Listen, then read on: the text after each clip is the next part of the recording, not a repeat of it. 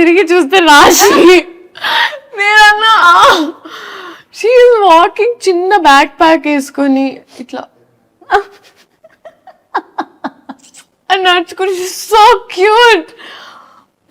దాని తర్వాత కాదు, చిన్న పాప తప్పిపోయిందేమో అనుకోవడం మాత్రం క్రేజీ. అదే కదా నేను అన్నాను, మమ్మీ పెద్ద పాప మమ్మీ. దాని తర్వాత అసలు బోల్డ్ అని కబుర్లు. సో కలిసిన వెంటనే her family was there, my family was there. So కూర్చొని మాట్లాడుతూనే ఉన్నాం. మాట్లాడుతూ ఏంటంటే అక్కడ స్లీపింగ్ పాడ్స్ లో ఫస్ట్ వాళ్ళు మనకు ఒక టికెట్ అనుకోండి, టికెట్ ఇవ్వడమే కష్టం, ఎందుకంటే వాళ్ళకి బ్యాక్ టు బ్యాక్ బుకింగ్స్ ఉంటాయి. సో మేమిద్దరం ఫైట్ చేసి ఎలాగో తీసుకొని వచ్చాం. తన పేరెంట్స్ కి, నేను మమ్మీకి తీసుకొని వస్తే కూర్చొని మాకు ఆ బజర్ ఇచ్చారు. బజర్ ఇచ్చి కూర్చొని ఉన్నాం, ఇద్దరం మాట్లాడుతూనే ఉన్నాం. వీ డిడ్ంట్ రియలైజ్ 3-4 hours అయిపోయాయి అలాగే. సో కోపంగా ఒక ఆయన వచ్చారు, డింగ్ డింగ్ డింగ్ అని బయటికి వచ్చేసి, sleeping pod when you using అన్నారు. అచ్చు బాబాయ్, అప్పుడు we realized we have to go back, but that was one incident. But I think she's చాలా positive and sweet to be around. I know. నేను బెస్ట్, నాకు తెలుగు మాట్లాడితే చాలా ఇష్టం, చాలా అంటే చాలా. Right. Oh my god, I had so much fun. So Telugu మాట్లాడడం ఒక ప్లస్, దాన్ని మామూలుగా ఏమంటారు అడ్వాంటేజ్ గా తీసుకోలేదు హరిశంకర్ గారు. మీకు ఆన్ ద స్పాట్ ఇవ్వడం స్టార్ట్ చేశారు కదా. ఎప్పుడైనా పవర్ స్టార్ గారు ముందు డైలాగ్ చెప్తున్నప్పుడు తడబడి రీటేక్ అయితే కాన్షియస్ ఫీల్ అయిన రోజులు ఏమన్నా ఉన్నాయా, లేకపోతే సింగిల్ టేక్ లో మీరు? మాక్సిమం టపటప అయిపోయేదండి. అంటే వాళ్ళంతా భయం ఉన్నప్పుడు కొంచెం మనకి బట్టి కొట్టే స్కిల్స్ కూడా ఫాస్ట్ అవుతాయి. నా డాక్టర్ ప్రాక్టీస్ వల్ల, కొంచెం ఎంబీబీఎస్ వల్ల ఆ బట్టి కొట్టడం కొంచెం. కంగ్రాచులేషన్స్. Thank you. కంప్లీట్.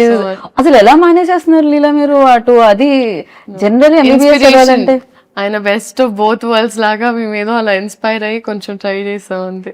మామూలుగా ఎంబీబీఎస్ మామూలుగా ఏ పని చేయకుండా అది చదవడమే చాలా కష్టం.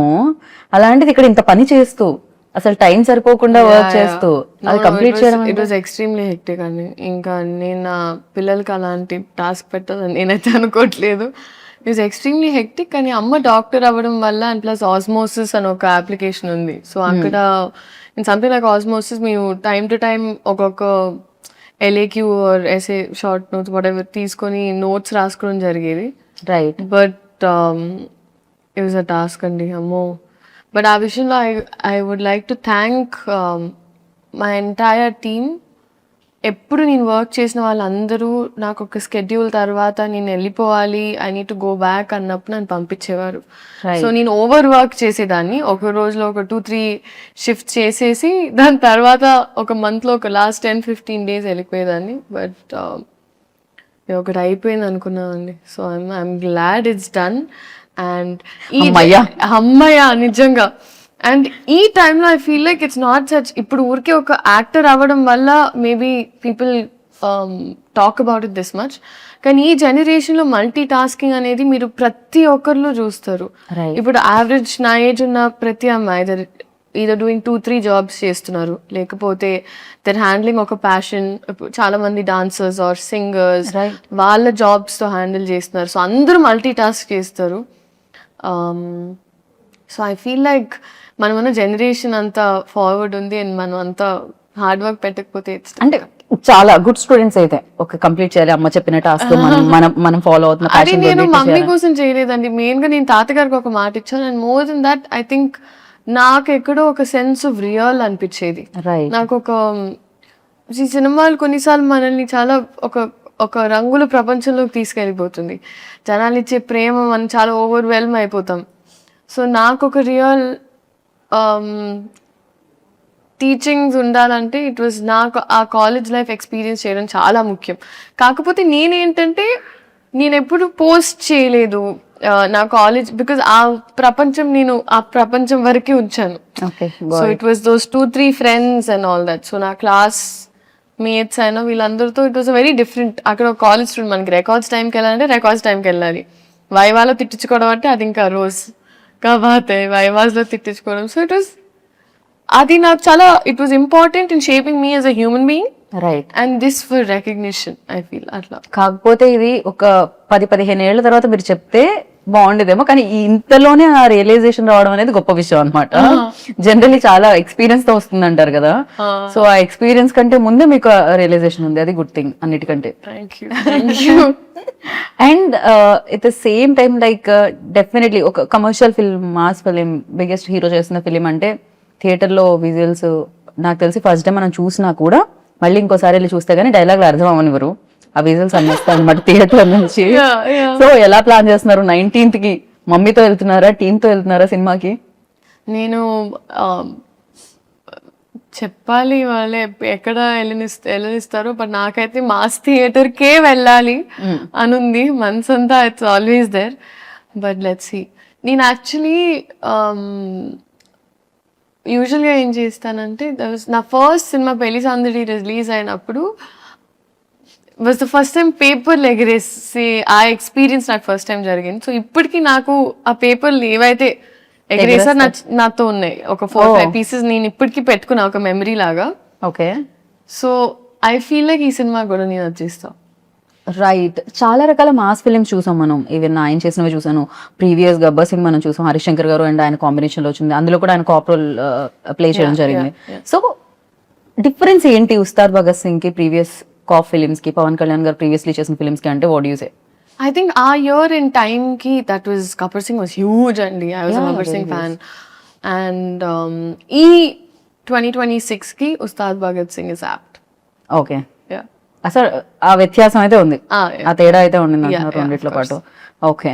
అండ్ ప్రతి సినిమాకి నేను అడిగే క్వశ్చన్, అంటే ఏదో ఒకటి నేర్పిస్తూ ఉంటుంది సినిమా. అఫ్ కోర్స్ ఇక్కడ ఆయన దగ్గర నుంచి నేర్చుకున్నారు అని చెప్పారు, బట్ ఉస్తాద్ భగత్ సింగ్ ఇచ్చింది ఏంటి అంటే ఏం చెప్తారు?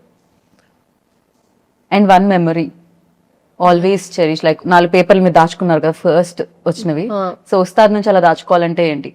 నేను ఒక ఓం నెక్లెస్ వేసుకుంటుందంటే అమ్మాయి, సో అది నేను పెట్టుకున్నాను. లైక్ ఒక్కొక్క సినిమా నుంచి, ఎస్పెషలీ ఫెరీలీ లైక్ క్యారెక్టరైజేషన్ నేను అలా చేసాను. అంటే భగవంత్ కేసరికి ఆ నలదారం మెడలో తను వేసుకున్నది పెట్టుకున్నా. అలాగే ఈ సినిమాలో that one I took and I kept it నాతో. నాకు ఎంటైర్ ఎక్స్పీరియన్స్ అండి, లైక్ ఎక్కడ మొదలు పెట్టాలో నాకు అర్థం కావట్లేదు ఎగ్జాక్ట్గా. ఒక్క టేక్ అవే అని ఏం లేదు, the experience was a learning for me. And Harishankar గారి schooling was new for me. Okay, so అది నాకు ప్రాపర్ నేర్పించింది. పైగా సీన్ అప్పటికప్పుడు ఇస్తే కూడా ఎలా మేనేజ్ చేయాలి. కాకపోతే ఆయనకి ఎక్స్ట్రీమ్ క్లారిటీ అండి. సో నాకేంటంటే time was the most important thing. So మాకేంటంటే ఎలాంటి వేస్ట్ ఆఫ్ టైం ఉండేది కాదు.